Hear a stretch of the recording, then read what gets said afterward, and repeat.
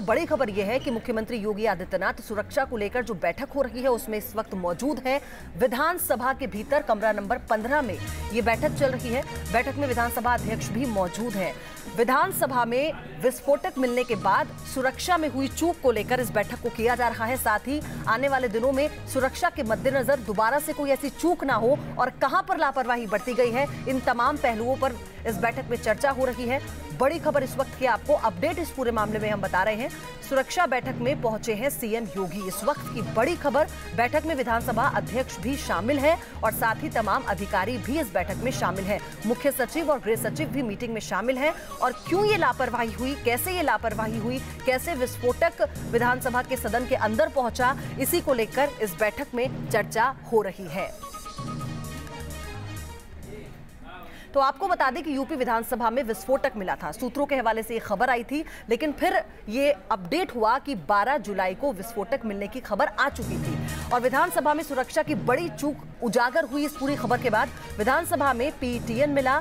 CM योगी ने बैठक बुलाई थी, जिसके बाद वो बैठक अब शुरू हो चुकी है। सीएम योगी इस बैठक में मौजूद हैं। गृह सचिव, मुख्य सचिव और विधानसभा अध्यक्ष इस बैठक में मौजूद हैं।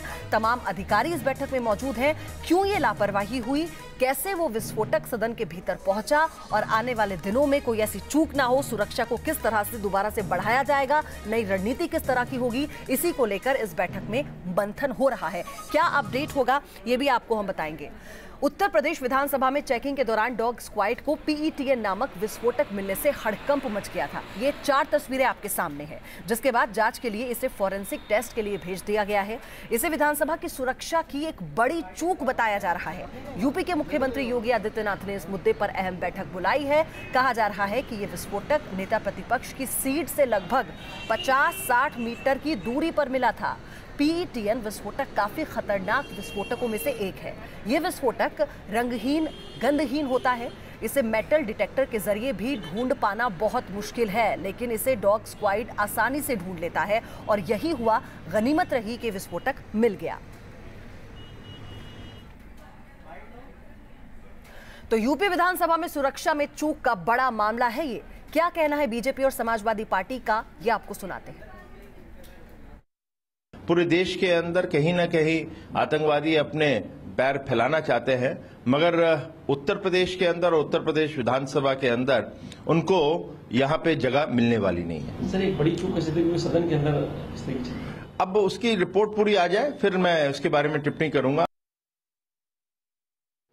माननीय विधानसभा अध्यक्ष की जिम्मेदारी है, वही विधानसभा के लिए उत्तरदायी हैं और हम चाहते हैं कि ये कोई भी खतरनाक स्थिति हो सकती है और इस पर सघन जांच की जरूरत है और तत्काल रिपोर्ट आनी चाहिए जनता के बीच में कि अगर वहां पर विधानसभा के अंदर मंडप में ये हालत है कि कोई अवांछनीय वस्तु वहां है।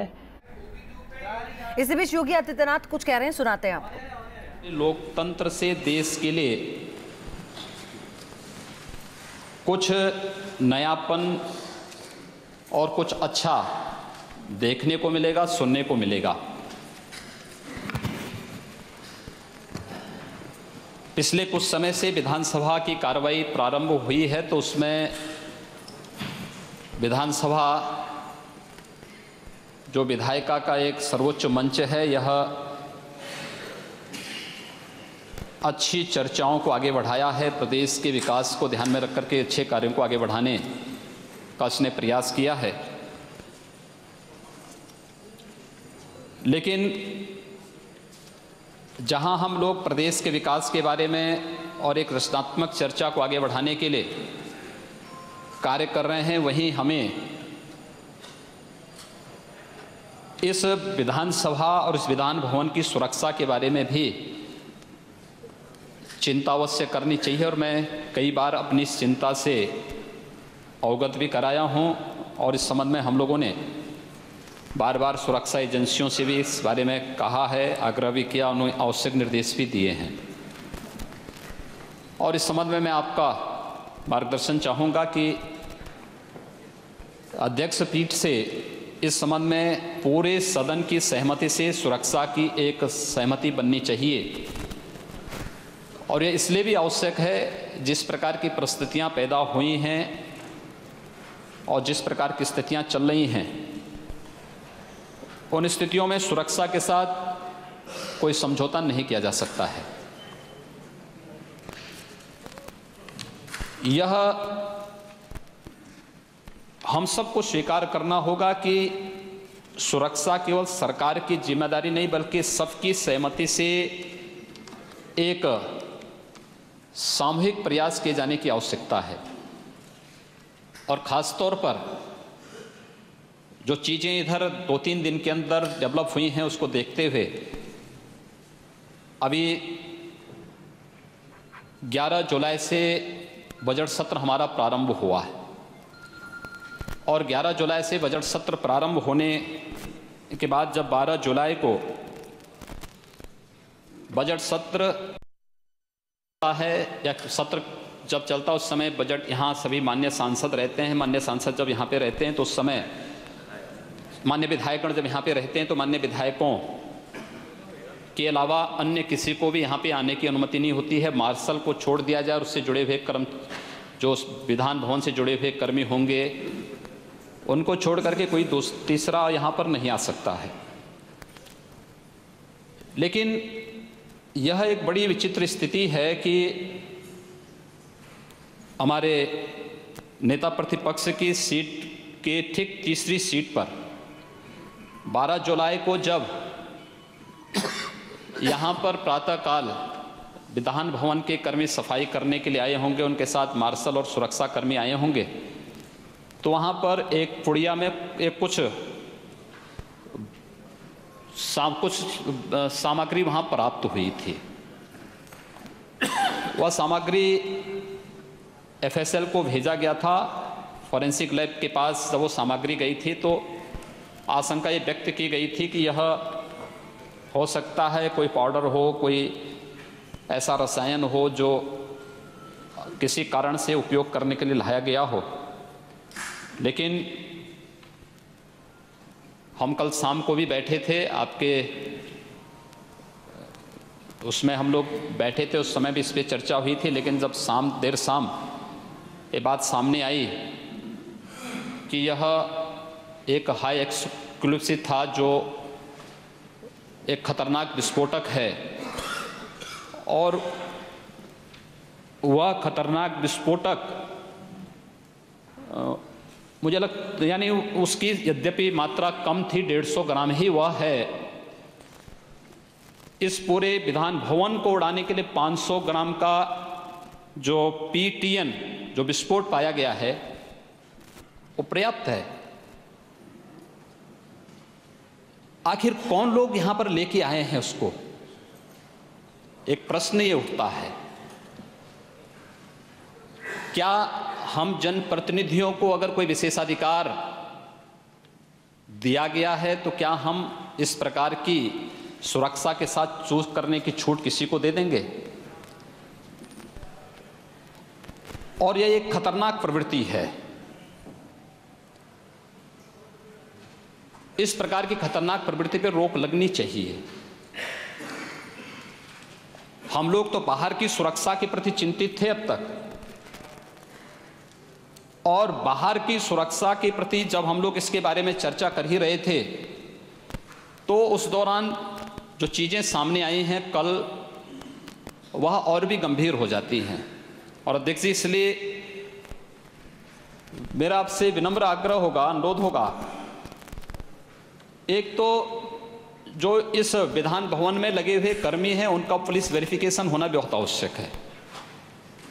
हमें जानकारी होनी चाहिए कौन लोग यहाँ पर कार्य कर रहे हैं, किस प्रकार के लोग हैं, और कोई भी व्यक्ति जब अंदर आए, इस विधान भवन के अंदर आए, क्योंकि मैं इस बारे में शुरू दिन से, जब मुझे पहली बार इस सदन में आने का अवसर मिला था तब भी मैं इस बारे में चिंतित था। जब मैं यहाँ देखता था कि सदस्य लोग उतने बैठे हुए नहीं थे जितने यहाँ पर कैमरे लेकर के, और जगह जगह लोग फोटोग्राफी करने और ये सब चीज़ें चल रही थी, कोई भी व्यक्ति घुस आ रहा था, तभी मैंने आग्रह किया था। आपने उसके लिए एक अलग व्यवस्था बनवाई, पहले से व्यवस्थाएं बदली हुई दिखी, लेकिन क्या हम किसी एक व्यक्ति को इतनी छूट दे देंगे कि वह 403 विधायक और माननीय सदस्यों की सुरक्षा के साथ खिलवाड़ करे?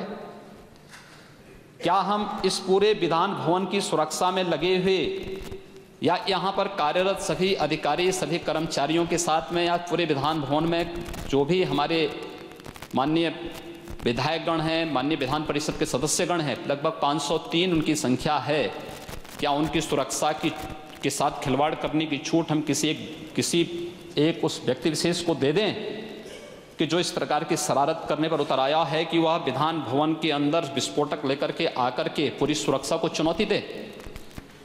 एक गंभीर प्रकरण है और इसलिए मेरा आग्रह होगा कि इसकी गंभीरता को समझते हुए इस संबंध में सुरक्षा के निर्देश जारी होने चाहिए। ये तय होना चाहिए कि हम लोग किसी एक व्यक्ति विशेष के लिए या किसी एक को खुश करने के लिए या किस लोगों की स्वयं की तुष्टि के लिए 503 अपने माननीय जनप्रतिनिधियों, यहाँ सेवा कर रहे हैं, वर्षों से सेवा कर रहे हैं अधिकारियों और यहाँ के कर्मचारियों की सुरक्षा के साथ खिलवाड़ करने की छूट किसी को नहीं दे सकते हैं। और इस दिशा से हम सबका सहयोग चाहेंगे, क्योंकि ये जो विस्फोटक है, यह विस्फोटक सामान्य रूप से पता नहीं लग सकता है। जब तक आप फिजिकली अधिकारी उसको चेक नहीं करेंगे तब तक उसका पता नहीं लग सकता है। आपको याद होगा कि आप देख रहे होंगे कि जब डॉग स्क्वाड वहां तक पहुंचा था तो डॉग स्क्वाड ने भी उस विस्फोटक को सूंघने में वो विफल रहा, क्योंकि उस पर कोई किसी प्रकार का कोई खुशबू बदबू नहीं। और वह जब लैब में पहुंचा उसके बाद पता लगा कि नहीं, ये तो PTN है, एक खतरनाक विस्फोटक है। यह एक खतरनाक आतंकी साजिश को अंजाम देने की साजिश का हिस्सा है। कौन लोग इस साजिश में लगे हैं, इसका पर्दाफाश होना आवश्यक है। और इसलिए मेरा अनुरोध होगा एक कि सभी जो भी कर्मी यहाँ पर कार्यरत हैं उनका पुलिस वेरिफिकेशन जरूर हो जाए।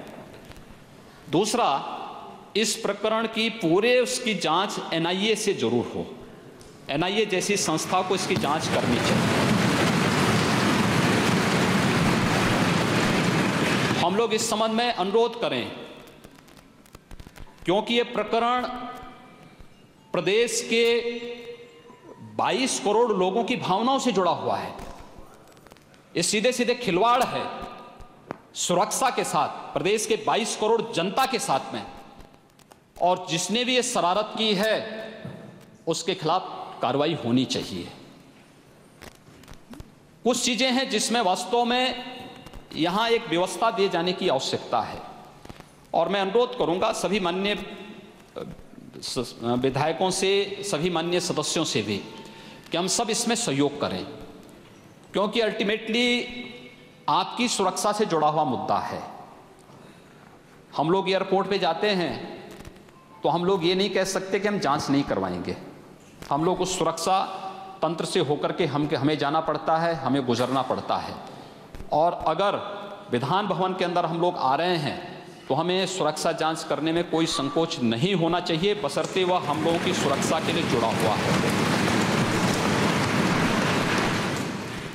जिस विधानसभा में हम लोगों को पब्लिक से जुड़ी हुई समस्याओं पर चर्चा करनी चाहिए, विकास के मुद्दों पर चर्चा करनी चाहिए, आज वहां पर हमें स्वयं की सुरक्षा पर लग रहे सेंध के बारे में चर्चा करने के लिए मजबूर होकर के खड़ा होना पड़ रहा है।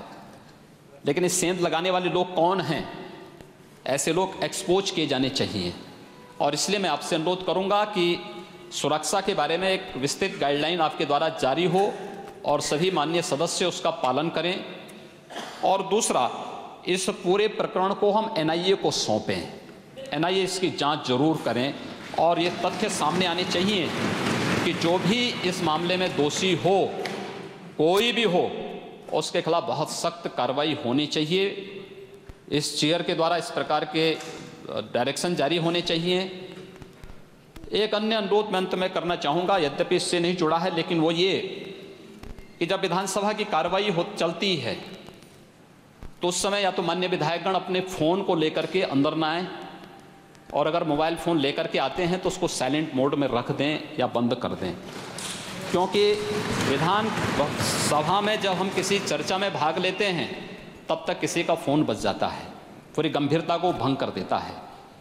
आवश्यक होगा कि हम बाहर कोई एक ऐसा सिस्टम बना दें जहां पर हम उन लोगों के बैग को रखने की भी व्यवस्था करें। विधान भवन में किसी को आना है तो अपनी एक नोटबुक लेकर के आएँ, भाषण देना हो उसी नोटबुक में देख करके जो भी पॉइंट नोट करने उसके अनुसार अपना भाषण लेकर के आएँ। अपना बैग, अपना मोबाइल फ़ोन, ये सभी कुछ बाहर रखने की कोई एक व्यवस्था हम लोगों को देनी चाहिए। और सुरक्षा की पुख्ता व्यवस्था न केवल विधान भवन के बाहर अपितु विधान भवन के अंदर भी हम लोगों को करनी होगी। अब तक जो व्यवस्था वो त्रिस्तरीय व्यवस्था है, सचिवालय का अलग है, विधान भवन के बाहर की व्यवस्था अलग है, अंदर के मार्शल के द्वारा की जाने वाली व्यवस्था अलग है। इनमें कोई साम्यता भी नहीं है, साम्यता का अभाव भी है, कोई समन्वय नहीं है, एक दूसरे के ऊपर हर एक जिम्मेदारी डालना चाहता है। हम लोगों के पास कोई व्यवस्था इस प्रकार की नहीं है कि अगर कोई दुर्भाग्य से कोई आतंकी हमला हो जाए तो हम लोगों के पास कोई ऐसा कोई एक रिस्पांस टीम नहीं है कि वो तत्काल उसका मुकाबला कर सके। आश्चर्य होता है, देश के सबसे बड़ी विधानसभा के बावजूद हम लोग सुरक्षा के प्रति कितने लापरवाह हैं कि हम लोगों ने इसको कभी गंभीरता से ही नहीं लिया है। ये क्यूआरटी तो बहुत पहले तैनात हो जानी चाहिए थी, नहीं भी हो तो भी हम लोगों को इस पर एक कहीं ना कहीं हम लोगों को इसके बारे में कि ये तो आवश्यक सावधानी है, पहले की सावधानी हम लोगों को बरतनी चाहिए। इसके बारे में क्यूआरटी के बारे में हर गेट पर हो, जिन लोगों के फालतू पास हैं, मान्य विधायकों के बारे में, मान्य मंत्रियों के द्वारा भी बिना पास के वाहनों की एंट्री बंद होनी चाहिए, अन्य सावधानियां बरती जानी चाहिए, बिना पास के एंट्री बैन होनी चाहिए। कोई आ रहा है तो उसके बारे में जानकारी होनी चाहिए कौन वो व्यक्ति है, और जिम्मेदार और जवाबदेह लोगों को ही तैनाती का अवसर विधान भवन के अंदर, विधान भवन के बाहर दें। एक यूनिफॉर्म सिक्योरिटी सिस्टम यहां पर हम लोगों को खड़ा करना चाहिए जो वास्तव में इस विधान भवन को सुरक्षित रख सकें, और इसी प्रकार की व्यवस्था फिर हम लोग अन्य सभी सरकारी कार्यालयों में भी दे सकें, जिससे अनावश्यक भीड़ भाड़ और जो एक इस प्रकार के तत्वों की घुसपैठ हो जाती है व्यवस्था में, उसको भी सख्ती के साथ हम लोग रोक सकें। इसके बारे में हम लोगों को तय करना होगा। यह एक गंभीर प्रकरण है और जो चीज़ें आ रही हैं, मुझे लगता है कि इसके बारे में हम लोगों को सबको विचार करना होगा कि यह सीधे सीधे सेंध है इस विधान भवन की सुरक्षा पर लगाने का, और इस प्रकार की शरारत करने की छूट हमें किसी को नहीं देनी चाहिए, चाहे वह कोई भी हो। और इसलिए मैं आप सबसे अपील करूंगा कि सभी लोग मिलकर के इस प्रकार की साजिश रचने वाले तत्वों के खिलाफ एक स्वर से उनके खिलाफ न केवल निंदा प्रस्ताव पारित करें, अपितु साथ साथ अध्यक्ष पीठ से इस बात का अनुरोध करें कि इस विधान भवन की सुरक्षा के बारे में पुख्ता व्यवस्था करवाए करके इस पूरे प्रकरण को, क्योंकि यह आपके आदेश से ही हो पाएगा। विधान भवन के अंदर जो भी गतिविधि होंगी, जो भी कार्रवाई होगी, इसमें आपका हस्तक्षेप और आपका मार्गदर्शन आवश्यक है। और इसलिए मैं चाहूंगा कि पीएनपीटीएन का इस विधानसभा भवन के अंदर पाया जाना इस बात को साबित करता है कि कुछ लोग शरारत पर उतर आए हैं, उनकी शरारत का मुंहतोड़ जवाब दिए जाने की आवश्यकता है। और इसलिए इस प्रकरण की एनआईए से जांच होनी आवश्यक है। एनआईए से इसकी जांच करवा करके ऐसे तत्वों को बेनकाब किए जाने की आवश्यकता है। मुझे यही आपसे अनुरोध करना था। ये प्रकरण मुझे लगता है 12 तारीख को मॉर्निंग में सब चीज़ें पाई गई, कल शाम तक ये सारी चीज़ें सामने आ गई हैं, और इसलिए मुझे आज आपके सामने वक्तव्य रखना था। इस पर आपका जो भी मार्गदर्शन हो, मुझे लगता है कि पूरे सदन की इसमें सहमति मिले, ये मैं आप सबसे भी अपील करूंगा। धन्यवाद।